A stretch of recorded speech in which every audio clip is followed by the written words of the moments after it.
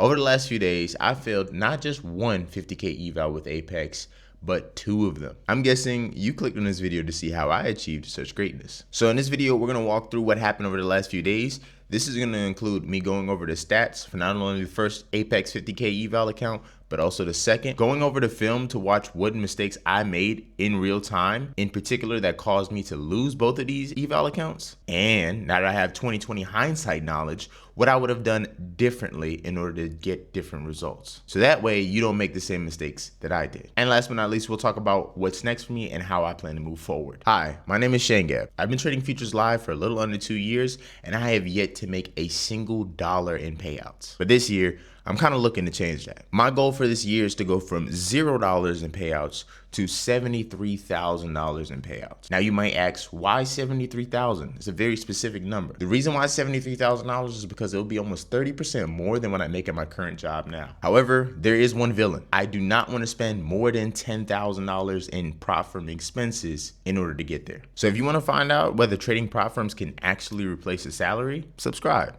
because that's what I'm here to do. All right, so let's go ahead and start with the stats. So we're gonna start with the first account, which is Apex 16, which is just basically our 16 eval. So as you see, our trailing stop was at 49,489. How it started was the first week, we had a really good week. We had a positive week ending in 1,300, but then the second week we had lost 1,900 for the next week. Now this is kind of what the charts look like. So this is for both of them. This is for the 16, so Apex 16 right here. As you can see, we started off pretty rough. You know, had a little drawdown of 800, and then ever since then we started on a really good upwards trend, and then right about probably February 25th is when things kind of stalled out. After February 25th, we kind of started started going down, and then this is where we kind of entered into the red threshold and started losing. So just to kind of paint a picture of what happened on the first eval. Second eval was just rough, man. I mean, the 26th definitely was a day where I made a lot of mistakes. Like 26 was right here. So we're gonna go over that trading days film because I feel like that's where the most lessons are. And also, if you have any questions about any platforms I'm using, they will all be in the description below. I have two platforms that I built, and then myself, and then one platform that is something that I use that I haven't built. Quantower is my trading platform. Refinement is my trading journal. That's the one that I built. It's completely free. There's only one feature on it that's paid, and that's like the AI part, because I have to kind of pay for tokens and stuff like that. But that's the only part that is paid or locked behind a paywall. Everything else is free of use. And then also Tri-Agent Prop, which is just basically how I go about tracking my expenses. That is also free as well too. All of those will be in the link in the description below. Now let's go ahead and look over this film. So there's a few areas that I want to address immediately. And to do that, I'm gonna give you guys a new camera angle. All right, so we're gonna go over the film. We're gonna go over some of the mistakes that I made, and then now that I have hindsight knowledge, what I would have done differently, so you can learn from it and hopefully not make the same mistake that I did. The first mistake I made was at 345 in the film. So 345, which would be this first trade right here. Right there is where the mistake is made. So the mistake I made, if you couldn't tell, was I might have been just a little too tight with my stop. Usually when I enter a trade, I have a 20-point bracket each side. So 20-point stop loss, 20-point take profit. And I move my stops to 15 points automatically, doesn't matter what's going on, just so that I cap my risk at 600, worst case scenario.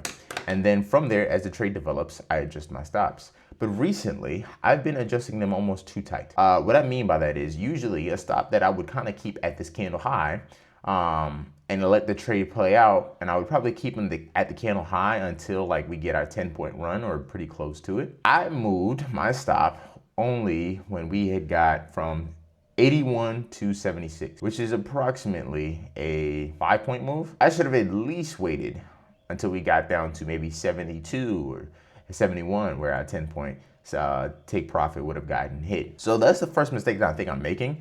And it doesn't help as well too, because I took this trade 2 minutes into the session, and also the speed of tape is at 54. Now the speed of tape for me just determines how fast the candle whips around. So you'll see candles that have like very high wicks. If it has very high wicks, it's most likely because the speed of tape is high. Something like a 54 just means that it can go from 10 points in profit to 10 points against you instantly in a second. So that's why around these areas, I get very scared and I kind of like try and trail to minimize my risk as much as possible. But that can go against me as well too, because you see, or as you will see, this is a trade that ends up playing out 20 points in favor that I missed out on just because I had a very tight stop, or that second stop that you see me drag got out very early versus just keeping both of them here. So that's the first mistake that I made. What I will do differently, if now that I have hindsight bias, is essentially keep my stops where areas like clear validation for me. So for example, this isn't a clear validation for me, but this candle high is. So I should leave my stops there. Now, of course, I'm going to be opening myself up to more risk on trades that go against me. And that's fine. I want to see how it works. I want to see what the result of it is. And if the expected value is worse than what I currently have now, which is $13 or negative $13.09. If it is worse, which means it's $14, then I will go back to being very tight with my stop loss. The next mistake I made was at 15 minutes. It was actually a really good trade too. And I'll kind of go over this really quickly. Going back to the speed of tape and ATR. So ATR kind of determines basically what ATR is. It tells you the average of 5-minute candle moves, or a certain period. The average amount of points a certain period moves. So for me, I have it set to 5-minute here. So it tells me the average. So on average, every 5-minute candle has been printed since the day has moved 32 points. I like to see that. That's high volatility for me. I have a macro volatility indicator, which is VIX, and then I have a micro volatility indicator, which is the ATR.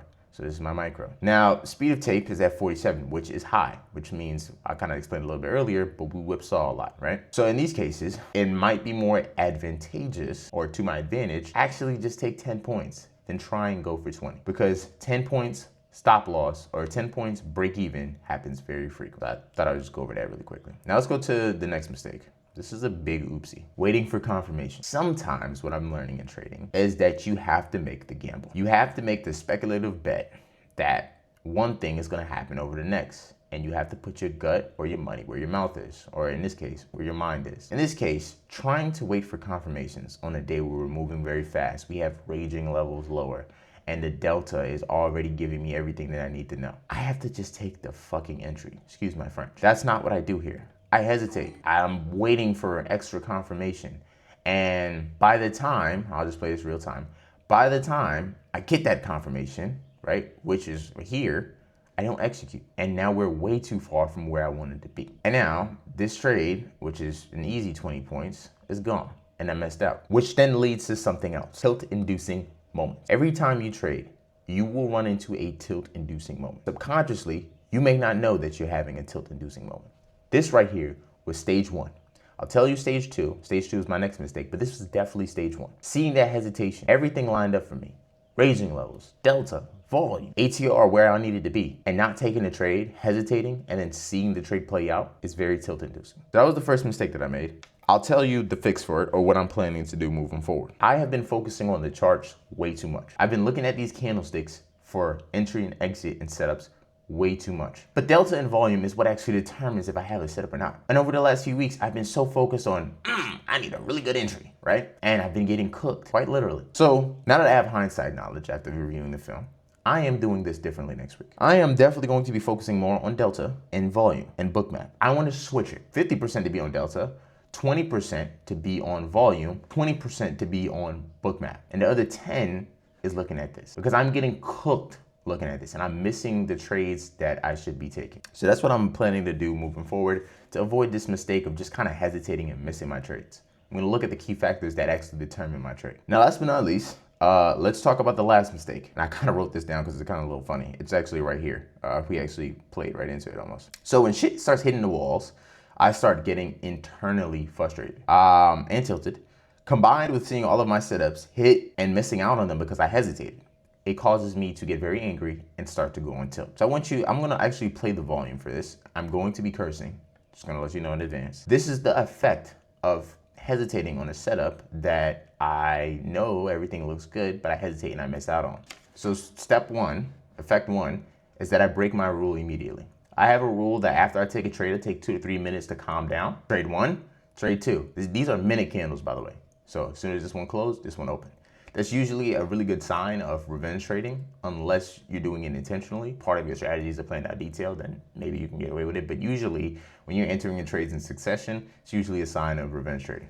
But let's continue. Hope you can hear this. Action, because now it's gonna go, right? Yeah, now you go to 220 when I'm already out the fucking trade. I am officially tilted. I can tell by the first initial sigh after the trade, my aggressive use of cuss words, and the cry out for help. That cry is just me trying to literally peel my eyeballs out because of the bullshit that I'm seeing. So now I am on tilt, and pretty much after this, I'm taking whatever. I'm breaking all my rules and I'm gone. So what can I do to improve upon this now that I have hindsight bias? Well, one, I have to stick to my rules. I have to stick to my 2 to 3 minute cooldown after every trade. It's there to help me regulate these emotional moments like the one I had earlier. When that happens, right, and I take a loss right after like missing a trade that was exactly what I wanted it to be, everything lined up, but I hesitated, so it was user error, and then I take another trade and I lose immediately, tilt. Always starts. So in these moments, I need to take actually a longer break, probably a 10-minute break, or not a 5-minute break, not a 10-minute break, 5 to 7-minute break, just to calm down. Try doing breathing exercises and try and forget about what previously happened. Athletes have this phrase, it's called the next play. So, you have a shitty play the first play, you drop the ball, you fumble, you throw an interception. The next play is say, hey, that's in the past now, ain't shit we could do about it, right? We could just learn from it and move forward, right? That's what I need to do here. All right, shit, I hesitated, cool. I know that I cannot wait for extra confirmation. I'm gonna have to jump the gun and I'm gonna have to eat the bullet that there's a potential chance that I might actually risk getting into a trade that's a false breakout and lose money on it, and it's fine. I'm gonna be okay after, so long as I'm making the most and getting those trades that line up perfectly and jumping the gun on them.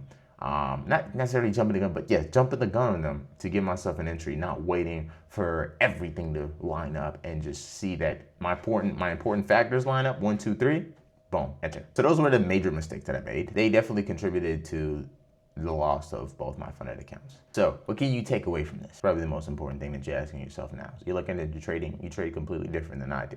We do not trade the same. So you probably think, hey, the lessons are not applicable. But let me tell you why they are. Tilt is real. Think of like tilt as like a raging bar in video games, right? Like the bar gets higher and higher and higher and it starts like peaking. When it's at the high points, you need to realize, okay, cool, what's a moment that will start getting my tilt bar to raging levels? And like you find out that moment, okay, when that moment happens, you know that you need to calm down. You can't stop the rage. It's gonna happen. But you know that you need to give yourself a bigger cool down for the next trade and kind of forget about what happened in the past, which is hard. But what I learned to do is just like literally close my eyes and like, all right, cool, restart, right? Brand new day, we're at 0 in the next play. So let's talk about what's next for me. All right, so what's next, Omar? Well, the important lesson here is not to get caught up and not to dwell in the bad. Right? So many traders, when you lose an eval or you lose a funded account, you're like, you get in this real rut for probably 2-3 days. An important lesson I learned from Trades by Matt last year was it was a moment last year where he lost 20 funded accounts at once, and all of them had probably like 7K and like buffer, so probably like 5K each. And the next day, he was back at it. The most important lesson I learned from him was this thing happened. I just need to get back to normal. And that's what I'm gonna do. And that's what I have always been doing. I don't dwell in me losing accounts anymore. I just get right back to normal. So I believe it was Monday. We already had purchased 5 new evals, and one of them we're already up probably 1,200 now. So hopefully I can pass that one. We still have a funded account that we have to trade pretty soon, because if not, it's gonna get deactivated because I haven't traded it in 180 days. So I am going to trade it. If you made it this far in this video, tell me exactly how's your profit from trading journey going so far. And you know my motto, be a problem solver. And I will see you guys next time. Until the last time. I'm leaving this part as a little reward for you guys who like to stay towards the end of the video.